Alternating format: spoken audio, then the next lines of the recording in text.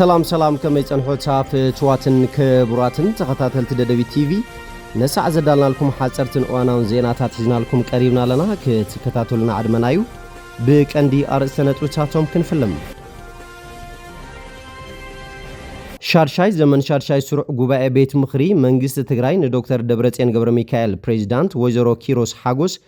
ኣፈ ጉባኤ ንወይዘሮ ምሕረት በርሀ ድማ ምክትል ኣፈ ጉባኤ ገይሩ ብምምራጽን ንዝቀረቡ ሰነ ሓሳባትን ሞሽንን ብምጽዳቅ ተዛዚሞም ኣብ ከተማ ዛላምበሳ ብሰንኪ ጆኖሳይዳዊ ኩናት ዓንዩ ዝነበረ ጣብያ ጥዕና ብልዕሊ 36 ሚልዮን ቅርሺ ሕድሳትን ምምላእ ናውትን ተኻይድሎም ሱዳን ኢትዮጵያን ኢማራትን ኣብ መዕርፎ ነፈርቲ ካርቱም ሓዊሱ ኣብቲ ሃገር ኣብ ዝተኻየደ መጥቃዕቲ ሰብኣልዎ ነፈርቲ ኢዳለውን ክትብል ከሲሳ ናብ ዝርዝር ሰጊርና ኣለና ምስዕለታዊ ዜናታት ቢንያም ሓድሽ ሰናይ ምክትታል ሻድሻይ ዘመን ሻድሻይ ስሩዕ ጉባኤ ቤት ምኽሪ መንግስቲ ትግራይ ዶክተር ደብረጽዮን ገብረ ሚካኤል ፕሬዝዳንት ንወይዘሮ ኪሮስ ሓጎስ ኣፈ ጉባኤ ንወይዘሮ ምሕረት በርሀ ድማ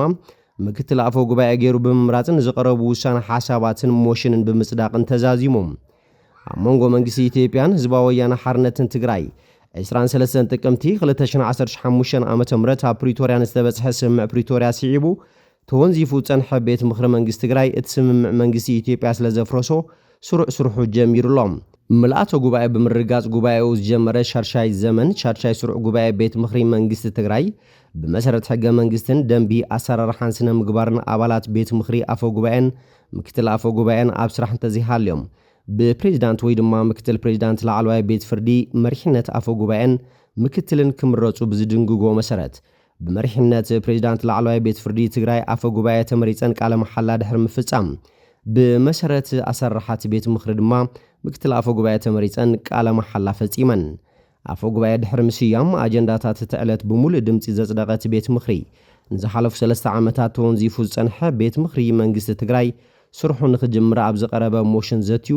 ብክልተ ድምፀ ተኣቅቦ ኣብ ዝሓ ድምፂ ኣጽዲቑ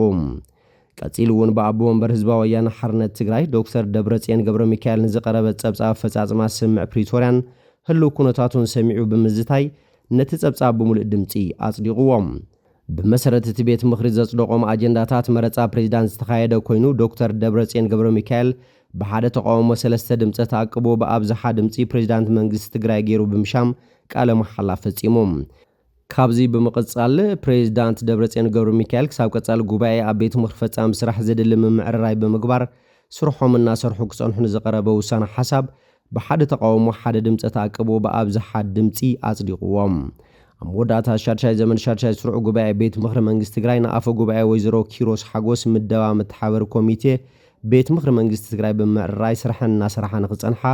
ውክልና ብምሃብ ጉባኤኡ ዛዚሞም ኣብ ከተማ ዛላምበሳ ብሰንኪ ጆኖሳይዳዊ ኩናት ዓንዩ ዝነበረ ጣብያ ጥዕና ብልዕሊ 36 ሚልዮን ቅርሺ ሕድሳትን ምምላእ ናውትን ተኻይድሎም እቲ ትካል ጥዕና ብሰንኪ ኩናት ዓንዩን ተጓሓይሉን ብምንባሩ ነበርቲ ግልጋሎት ሕክምና ንምርካብ ክጽገሙን ዘይተደለየ ወጻኢ ከቃልዑን ከም ዝጸንሑ ሓላፊ ቢሮ ጥዕና ትግራይ ዶክተር ኣማኑኤል ሃይለ ገሊጾም ነዚ ጸገም ንምፍታሕ ድማ ብምትሕባር ሚኒስትር ጥዕና ቢሮ ጥዕና ትግራይ ሕብረት ኣውሮፓ ዩኒሴፍን ኤምሲ ሚዶን ዝተባሃሉ ገበርቲ ሰናይ ብልዕሊ 36 ሚልዮን ቅርሺ ዝተማልአ ሕድሳት ከም ዝተገበረሉ ገሊጾም እቲ ዝተሓደሰ ጣብያ ጥዕና ዝተማልአን ነዊሕ ዕድመ ግልጋሎት ምእንታን ክህብ ድማ ነበርቲ ዘድሊ ደገፍን ሓልዋን ክገብሩሉ ዶክተር ኣማኑኤል ተሓሳሲቦም ከንቲባ ከተማ ዛላምበሳ ኣይተ ተስፋይ ኣወጣሃኝ ሓዊሱ ካልኦት ነበርቲ ከተማ ጣብያ ጥዕና ከተማኦም ንዝተገበረሉ ሕድሳት ብምምስጋን ዛጊድ ዘይተመለሱ ግልጋሎታት መብራህትን ሕድሳት ኣብያተ ትምህርትን ከተማኦም ብህፁፅ ክካየደሎም ኣብ ስነ ስርዓት ምረቓ ኣብ ዘመሓላለፍዎ መልእኽቲ ጸዊዖም ክብል ድምፂ ወያነ ትግራይ ጸብጺቦም ሱዳን ኢትዮጵያን ኢማራትን ኣብ መዕርፎ ነፈርቲ ካርቱም ሓዊሱ ኣብቲ ሃገር ኣብ ዝተኻየደ መጥቃዕቲ ሰብኣልዎ ነፈርቲ ኢዳለውን ክትብል ከሲሳ እተን ሰብኣልዎ ነፈርቲ ካብ ኢትዮጵያ መዕርፎ ነፈርቲ ባህር ዳር ተበጊሰን ደብዳብ ከም ዝፈጸማ ድማ ጭቡጥ መረዳእታ ኣለኒ ክትብል ሱዳን ሓቢራ ነቲ ዘጋጠመ ተኻታሊ መጥቃዕቲ ሰብኣልዎ ነፈርቲ ሲዒቡ ድማ ሱዳን ኣብ ኢትዮጵያ ዝመደበቶ ኣምባሳደር ኣፀዊዓ ኣላ ሱዳን ከም ዝገለጸቶ ሕቡራት ዓረብ ኢማራትን ኢትዮጵያን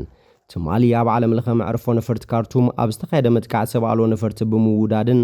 ብቐጥታ ብምስታፍን ነቲ ደብዳብ ፈጺመናለይ ኣለዋ ክትብል ሎም ረፋድ ብውሃብ ቃል መንግስቲ እቲ ሃገር ገሊጻ ኣላ። ብሶኒ ንቐንዲ መዕርፎ ነፈርቲ ርእሲ ከተማት ሃገር ካርቱም ሓዊሱ